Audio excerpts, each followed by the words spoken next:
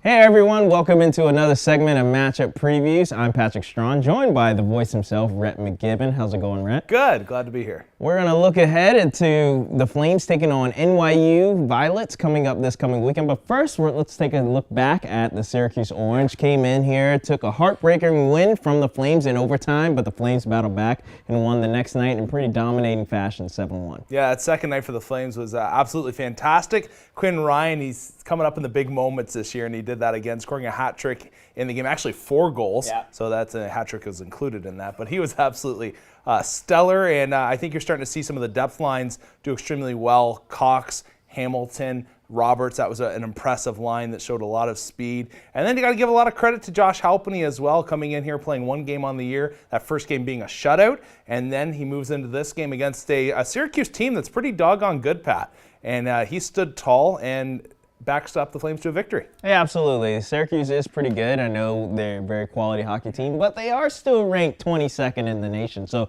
do you think that's going to affect the Flames losing on home ice since they're considered 6th in the nation and maybe affect their ranking too much, especially when the computer rankings come in at the beginning of November? I do think they'll drop a bit. A lot of the ranking, though, it's, we think about name recognition.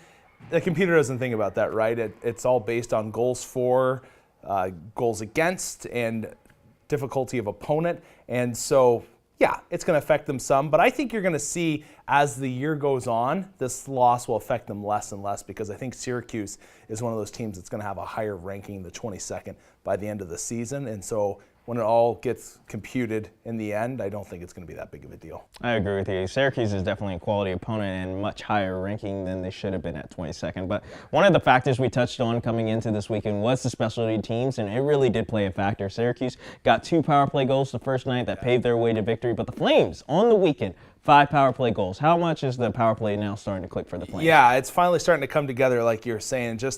It just seems like the guys are getting a better feel for where they need to be. They've also changed around Brock Thompson a little bit, which I think is working out nicely for him and for the rest of that unit. So it's coming a long way. It's good. The power play basically brought them back into that game on Friday night when they were down big, and then they evened things up and eventually fell in overtime. And then on Saturday, it played a part of that win as well. So you have to have a quality power play in the ACHA to be successful, and that top unit right now is doing some good work. It has a lot of movement. It's dangerous. It can score in a variety of ways, which you need.